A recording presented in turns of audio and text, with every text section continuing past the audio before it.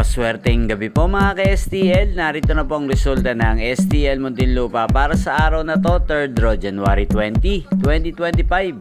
Araw ng Lunes. Naway ang mga natayaan nyo pong mga numero kanina ay manalo nawa ngayong gabing ito, 9 PM. Kaya kunin nyo na po ang inyong mga tickets. Narito na po ang resulta.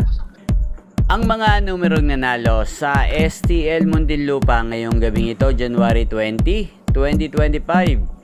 9 PM, 3rd draw result, 26 at 24 in exact order. Sa lahat po ng tumaya kanina sa STL Muntinlupa para sa 3rd draw ng 26 at 24, congrats po sa inyo. Panalo po kayo again, 26 at 24.